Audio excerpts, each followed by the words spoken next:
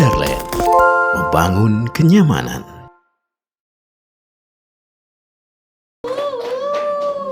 Baik, terima kasih. Bagaimana kabarnya pada pagi hari ini? Alhamdulillah, berkah, bahagia. Ya. Setelah ini saya syukuran ganti nama gitu ya. Nama saya Ruli Agus Chandra. Ya, barangkali belum kenal. Baik, materi kita pada pagi hari ini adalah tumbuh dan berkembang, jangan berhenti di zona nyaman. Wah, kita coba lihat ya.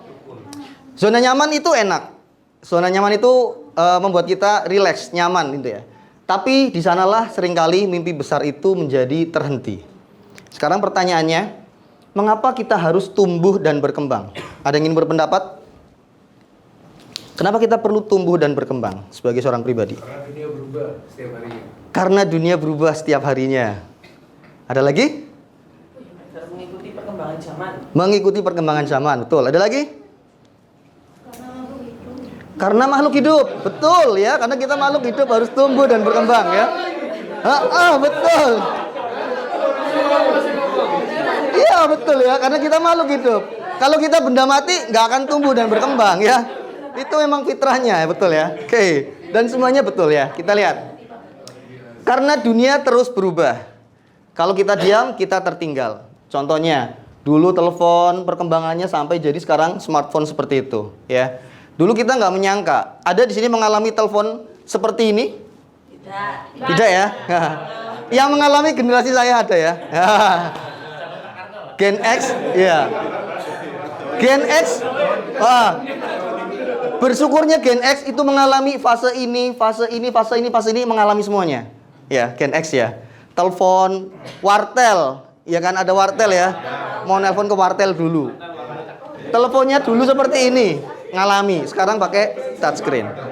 Dunia berubah, mobil, teknologi mobil sekarang berubah, ya kan?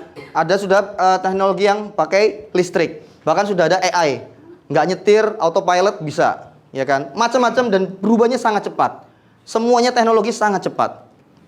Next, zona nyaman hanya memberi keamanan sementara saja, ya. Nyamannya sementara, jam 7 pagi. Enaknya turu nih bantal itu nyaman, enak. Tapi hanya sementara saja kalau kita meneruskan zona nyaman kita tidur jam 7 pagi misalkan. Padahal ada banyak aktivitas yang bisa bermanfaat ya. Ini ilustrasi saja gitu ya. Berikutnya. Potensi diri tidak akan maksimal jika tidak dikembangkan. Kita punya potensi sebenarnya. Teman-teman punya potensi. Saya yakin di setiap kita punya potensi yang berbeda-beda. Masing-masing kita punya potensi yang berbeda-beda. Ada yang sudah tampak, ada yang belum sadar, ada yang masih mau dikembangkan bingung gitu ya. Tapi semua kita tuh punya potensi yang berbeda-beda. Nah itu kalau tidak dimaksimalkan sayang sekali. Nah perusahaan butuh SDM yang adaptif dan inovatif. Adaptif, ada perubahan zaman apa? Menyesuaikan. Ada peraturan baru apa? Oke, menyesuaikan. Inovatif seperti nilai value kita ya, inovatif. SDM itu juga harus seperti itu, harus adaptif. Perusahaan punya peraturan tentunya tidak asal memberi aturan saja buat membuat karyawan tidak nyaman. Tidak, tapi ada tujuannya. Biar kita tumbuh dan berkembang. Contoh nyata akibat bertahan di zona nyaman. Ada yang tahu ini? Tahu. Nokia ya. Betul. Yang IT tahu ya. Nokia dulu itu bertahan hampir 1 dekade. Menguasai pangsa pasar 40% handphone. Di tahun 2000-an hampir semua handphone itu mayoritas Nokia. 40%-nya Nokia. Dia kemudian merasa nyaman. Wah, kita sudah menguasai 40%. Ya, penjualan kita 40%. Orang di mana-mana pakainya Nokia. Gitu kan? Nyaman. Kemudian 2007 Apple hadir dengan iPhone. Dengan UX-nya yang menarik, user interface-nya menarik ya, user experience-nya menarik. Kemudian Google mengeluarkan Android. Android di awal kemunculannya langsung dia operating sistemnya, jadi sistem yang untuk mengoperasikan handphone itu dibuat open source, terbuka. Umum silakan mengotak-atik sistemnya silakan, itu Android. Mengapa kemudian itu menjadi tertarik, banyak developer tertarik, wih kok dibuka open source, padahal sistem handphone tapi dibuka. Symbian, Nokia dengan Symbian yang merasa, loh kenapa operating system kok dibuka? Bukankah itu kayak rahasia handphone kita, ya jangan diutak-atik dong, itu apa open source kok dibuka-buka? melihatnya seperti itu. Nokia melihat kedatangan Android, wah itu bukan saingan kita. Kita sudah besar 40%. Operating system kok open source, gak bakalan bisa nyaingin kita. Pikir Nokia. Ternyata tidak. Semakin dibuka open source, banyak developer kemudian membuat aplikasi. Wah, bisa bikin game di situ, bisa bikin aplikasi apa di situ. Di Android banyak sekali gitu kan. Di awal-awal tuh banyak sekali aplikasi itu sangat muncul yang itu tidak bisa di Nokia, di Symbian. Akhirnya Android melesat dengan cepatnya, Apple juga dengan cepat mulai bersaing dan sebagainya. Nokia terjun bebas, tidak bisa mengikuti. Dia terlambat. Dia merasa nyaman.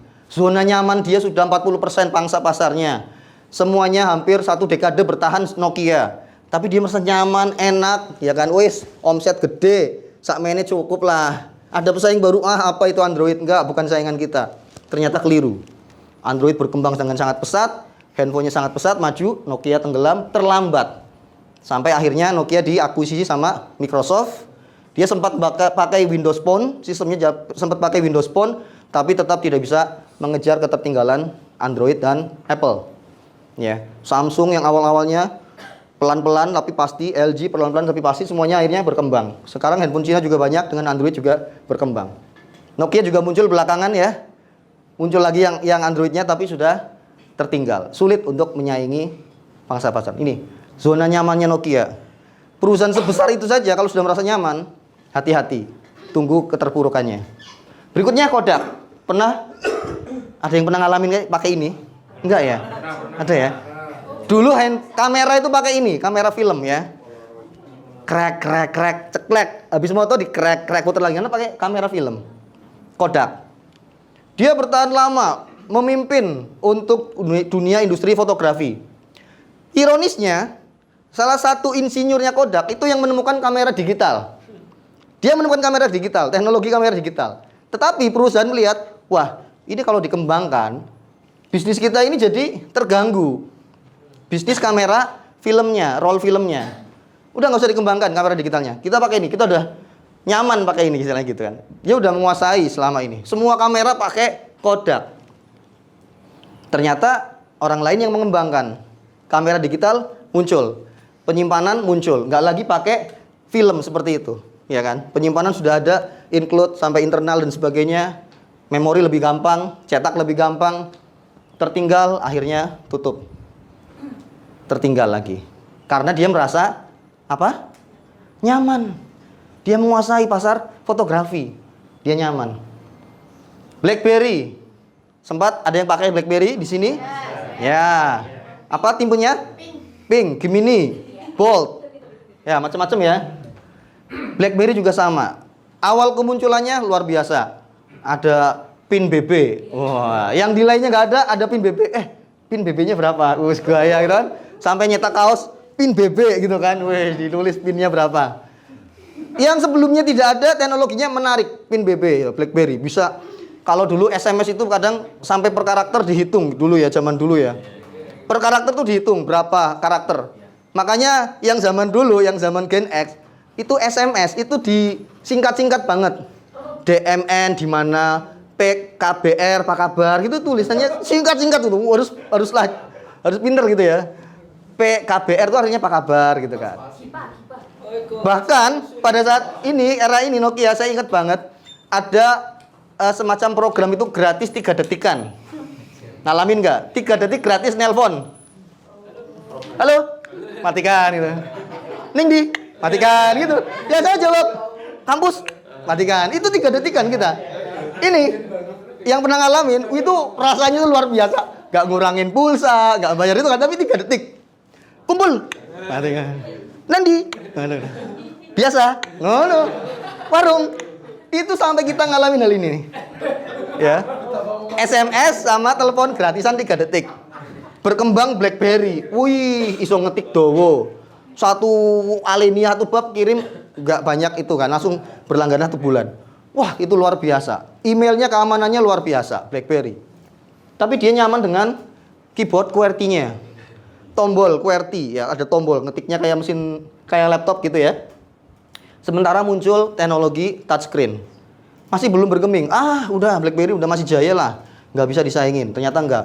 touchscreen semakin diminati, semakin banyak, teknologinya semakin canggih, tertinggal lagi. BlackBerry juga tidak dapat beradaptasi, tidak dapat mengikuti perkembangan zaman, tidak mau bersaing, merasa nyaman, akhirnya sekarang tenggelam. Ada yang masih pakai BlackBerry sekarang? Enggak. Jangan. Malah mungkin masih ada yang pakai ini. Bapak ibu kita mungkin ada yang pakai ini. Ya. Mertua saja saya masih pakai ini ya. Nggak mau diganti Android, nggak mau.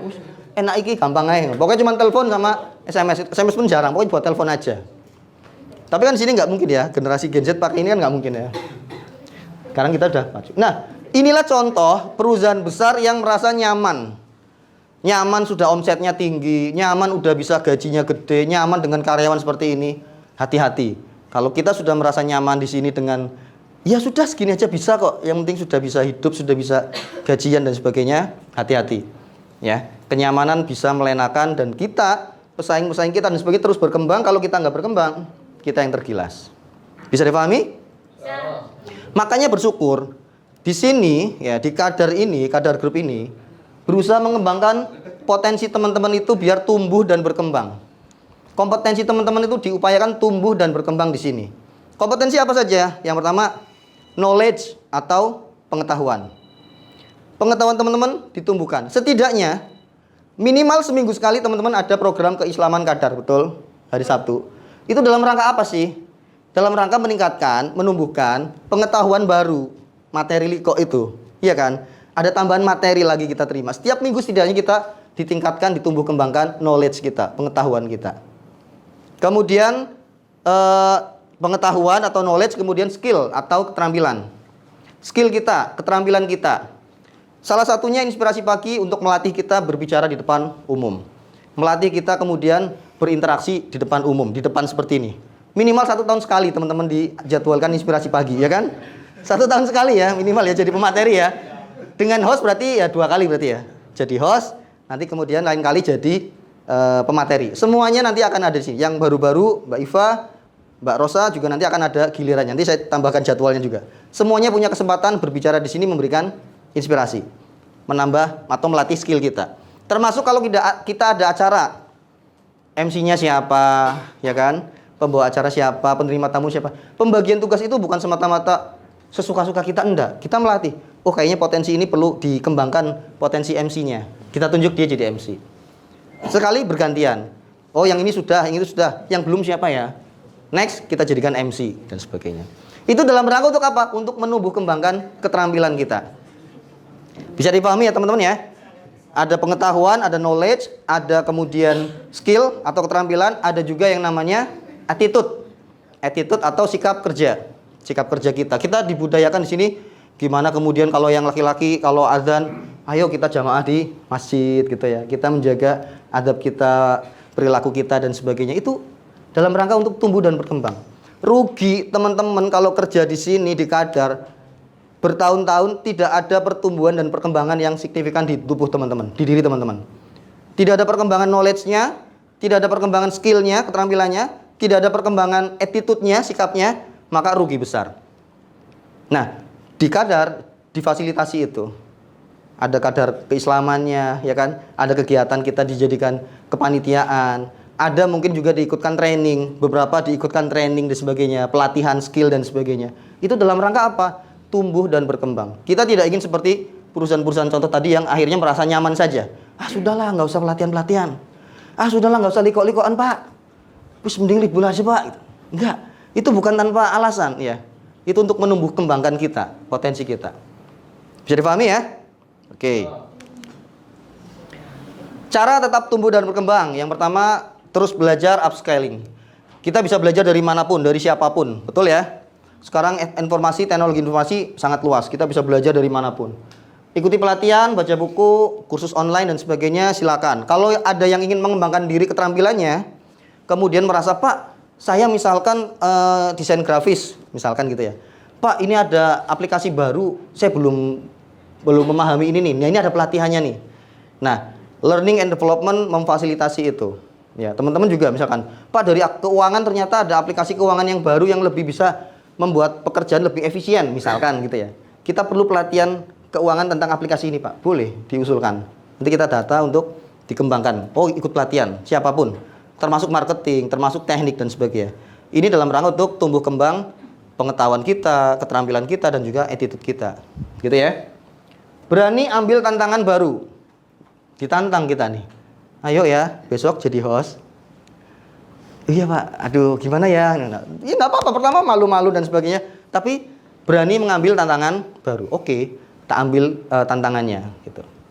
Terlibat dalam proyek lintas tim, usulkan ide baru, jangan takut gagal. Jangan takut gagal, ini menarik nih. Di sini juga ya, lihat kegagalan sebagai pelajaran bukan akhir dari segalanya.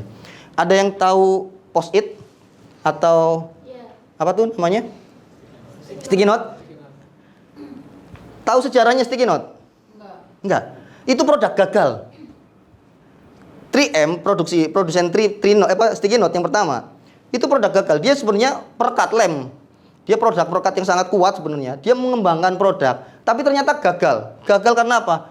Nempel kok gampang lepas. Tapi bisa nempel, tetap nempel gitu kan. Ternyata dikembangkan dari produk gagal itu lahirlah sticky note.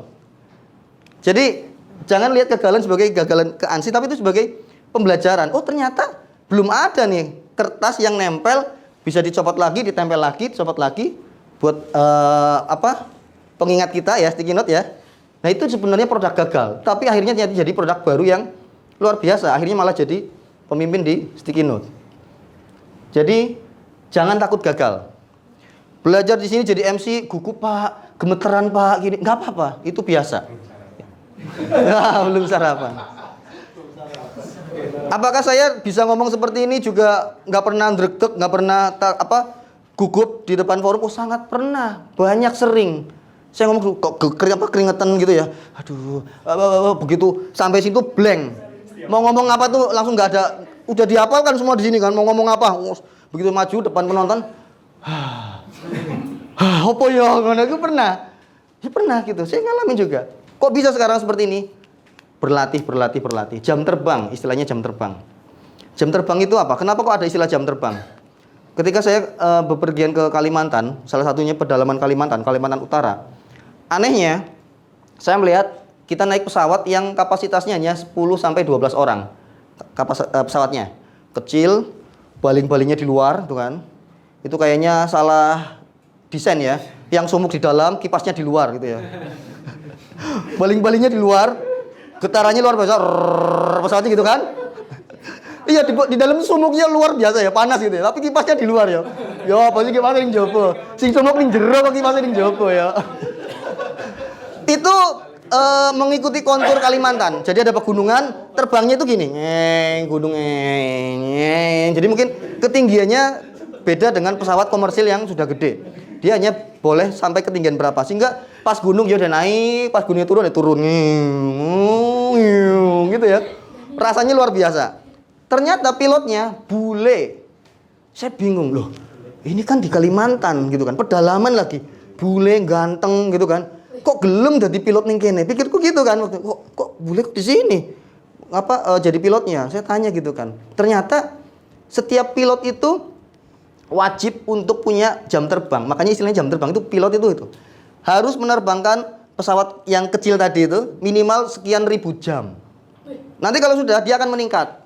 Yang kapasitasnya lebih tinggi sekian ribu jam. Nanti baru meningkat lagi ke komersil yang lebih besar lagi. Airbus dan sebagainya. Apalagi yang untuk umroh dan haji lebih besar lagi. Itu nggak bisa serta-merta langsung menerbangkan pesawat itu, enggak. Dari yang kecil dulu itu jam terbangnya. Dan pilot dari luar negeri itu karena butuh jam terbang. Dia masih muda, ganteng, tinggi, gagah. Oh ternyata butuh jam terbang. Ya. Masya Allah. Mau ke pedalaman sana ya. Di Kalimantan ternyata banyak yang ganteng-ganteng bulenya ya. Pilotnya. Nah itu istilah jam terbang. Dibutuhkan jam terbang. Pilot butuh jam terbang untuk jadi pilot yang profesional. Kita di sini pun butuh jam terbang. Saya ngomong seperti ini butuh jam terbang. Saya banyak bicara seperti ini karena seringkali tampil di depan umum, akhirnya jam terbangnya terbiasa. Mendadak disuruh maju, ya sudah kan terbiasa, oke saja gitu. Tapi kalau belum terbiasa, apakah saya pernah ndredeg? Ya pernah. Keringat dingin? Ya pernah. Sebelum tampil saya biasanya di belakang panggung tuh Bismillahirrahmanirrahim, bisa. Sampai kadang gitu dong. Meyakinkan diri sendiri, bisa gitu kan. Assalamualaikum warahmatullahi wabarakatuh. Langsung gedek. Apa ya gitu. Ya pernah gitu. Tapi seiring dengan waktu kita latih ya. berkembang, kita tumbuh dan berkembang, menerima, insya Allah kita bisa. Keluar dari rutinitas, evaluasi kerja, cara bekerja lebih efektif dan efisien, dan sebagainya. Jadi teman-teman, bersyukurlah teman-teman berada di kadar yang memfasilitasi untuk kita tumbuh dan berkembang. Knowledge-nya kita tumbuh, skill-nya kita tumbuh, attitude-nya kita juga tumbuh. Jangan sampai teman-teman bertahun-tahun di sini nggak ada pertumbuhan ketiga ini. Pengetahuannya nggak nambah-nambah, skill-nya di situ-situ saja, attitude-nya juga tidak berkembang lebih baik, rugi. Ya. Jadi semua nanti yang ada di kadar, kebijakan dari direksi, kebijakan perusahaan, kenapa sih kok ada ini, kenapa sih ada itu semuanya pertimbangan untuk menumbuh kembangkan kita semuanya. Bisa dipahami teman-teman? Bisa ya? Siap tumbuh berkembang bersama? Siap. Oke. Baik, insya Allah itu inspirasi pagi kita kali ini. Mohon maaf kalau ada salah dan kurangnya. Naik sampan bersama kekasih. Cukup sekian, terima kasih. Burung cendrawasih mencelok di kayu. Terima kasih, thank you, thank you, thank you. Assalamualaikum warahmatullahi wabarakatuh.